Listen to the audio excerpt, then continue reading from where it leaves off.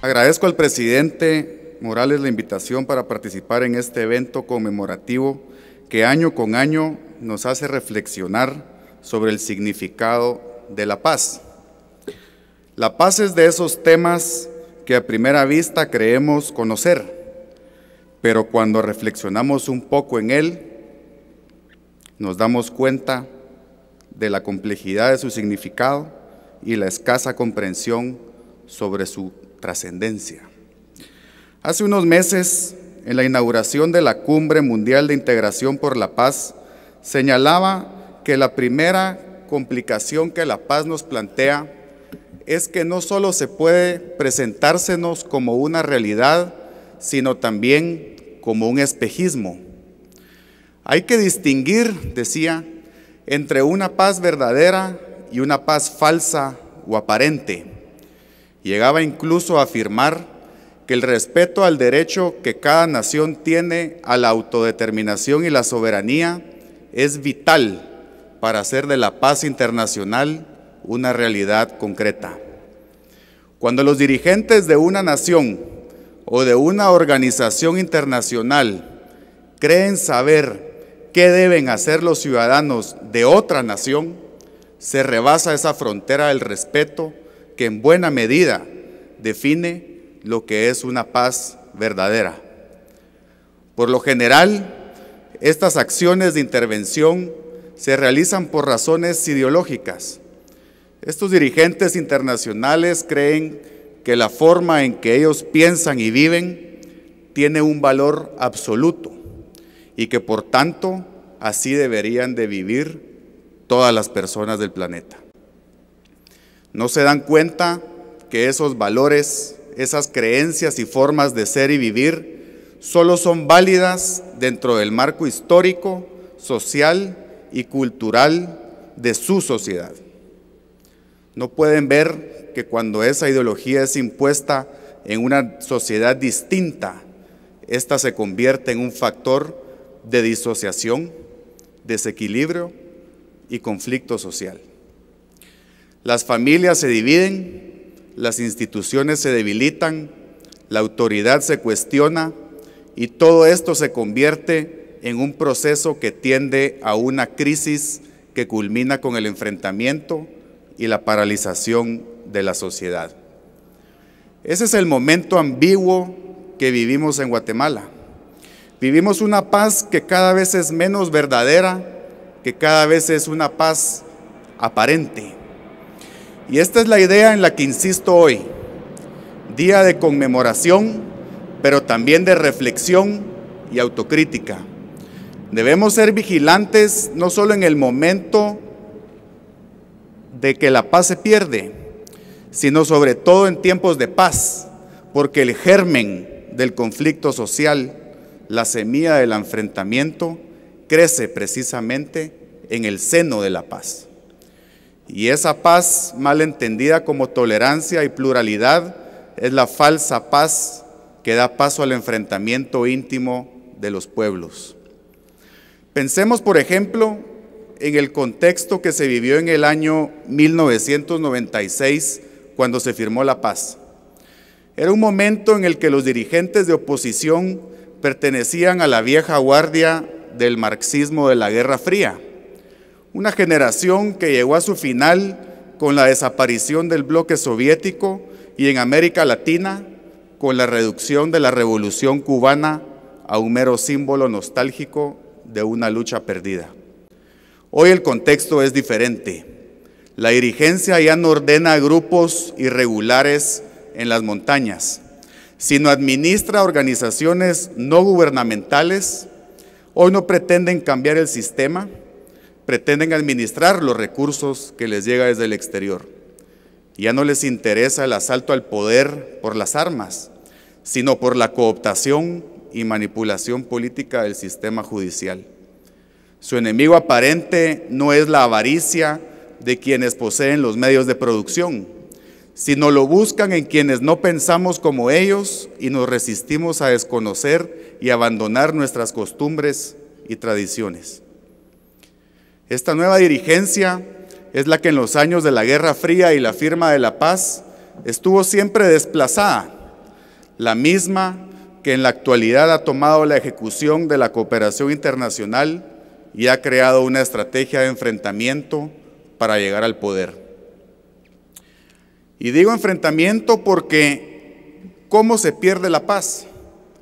¿Cómo lo que había nacido como acuerdo de paz se convierte en desencuentro y conflicto?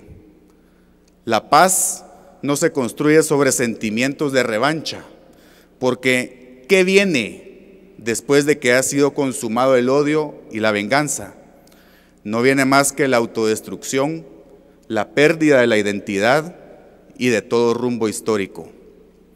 La paz no se construye sobre la ceguera del fanatismo ideológico, porque una idea en la que solo se cree, pero no se comprende, no se sabe de dónde viene y peor aún, no se sabe qué consecuencias tendrá. La paz no se construye escondiendo ambiciones materiales y delirios de poder bajo el manto de una lucha falsa por la igualdad y la justicia. La paz no se construye convirtiendo la memoria en la fuente del rencor y el resentimiento y convirtiendo la política en una búsqueda ciega de reivindicación e imposición. La paz no se construye sobre la incapacidad de comunicación, porque ¿qué clase de instituciones debería tener una sociedad donde sus miembros no son capaces de entender quién es el otro y qué busca? La paz no se construye desvirtuando los principios de unos acuerdos concebidos para reconciliar no solo a los guatemaltecos, sino para encontrar un sentido a la historia inmediata. La paz no se construye buscando el poder, porque es muy fácil criticar el sistema existente, pero es más complicado proponer algo que sea efectivo y sobre todo que dé expresión, no a lo que busca un grupo de poder o presión, sino a lo que aspira un pueblo. La paz no se construye separando los estamentos étnicos de una sociedad, ni cercenando partes enteras de una historia compartida. Nadie puede pretender ser el dueño o el intérprete elegido del destino de una sociedad. La paz no se construye desde la violencia radical del mesianismo político. La paz no puede construirse pensando que los principios políticos globales pueden sustituir las normas particulares prescritas por una tradición y una historia que nos identifica como pueblo. La paz, en suma, no se construye desde un concepto, desde una teoría pretendidamente universal. La construcción de la paz es un acto deliberativo y toda deliberación es una experiencia concreta. Mi padre solía contar que la firma de la paz no se consumó en el acto al que asistieron muchos jefes de gobierno y representantes de instituciones internacionales. En muchas ocasiones, su testimonio fue que la firma de la paz se había consumado con el primer apretón de manos con los comandantes de los grupos insurgentes. ¿Qué significa esto? ¿Cuál era el mensaje que nos quería comunicar al contarnos esta anécdota? Aparentemente simple. Hoy en día, con todo lo que ha pasado en los últimos años, es decir, al ver la forma en que fuimos perdiendo el rumbo marcado por esos acuerdos, pienso que su mensaje era que la paz no depende de las palabras escritas en un documento oficial, no depende de argumento alguno, por convincente que parezca. Hoy pienso que su mensaje es que la paz es algo que sucede en el encuentro concreto entre dos personas, pero no un encuentro de diferencias irreconciliables, sino un encuentro que sea al mismo tiempo una experiencia de reconocimiento. Hoy pienso que esta historia busca decirnos que los acuerdos de paz hay que firmarlos día a día, en cada experiencia, con cada persona que encontramos y reclama reconocimiento.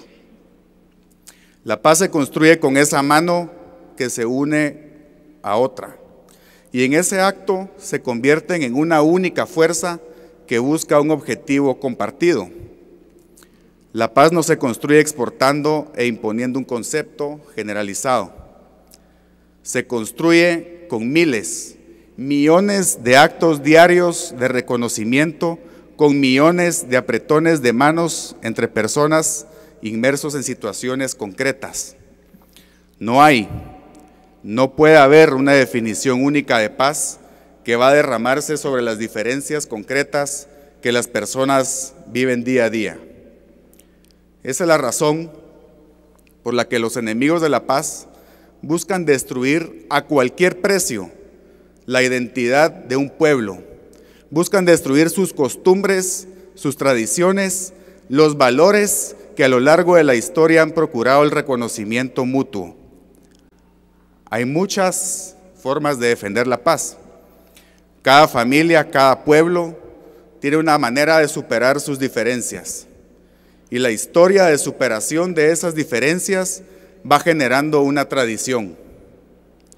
No renunciemos a esa tradición, porque renunciar a ella significa perpetuar el enfrentamiento, significa dar vida a la violencia y sobre todo entregar las riendas de nuestra historia a los intereses materiales de quienes no pueden ver que el ejercicio del poder, más allá de la coerción, debe ser la garantía de justicia, la libertad y por ende la realización de la paz. Hoy es el primer acto conmemorativo de la firma de los acuerdos de paz firme y duradera sin la presencia física de mi padre. Pero su legado está vivo y vigente. Hace 22 años él pronunció en este mismo lugar las siguientes palabras: esta paz que hoy se ha rubricado formalmente, la hemos hecho ante todos los guatemaltecos. Esta paz es ante todo nuestra, no nos fue impuesta por nadie. Nadie puede imponer desde afuera a pueblo alguno una paz verdadera y estable si ese pueblo no la quiere. Y si ese pueblo no consigue cimentar adentro y por sí mismo su propia conciliación interna.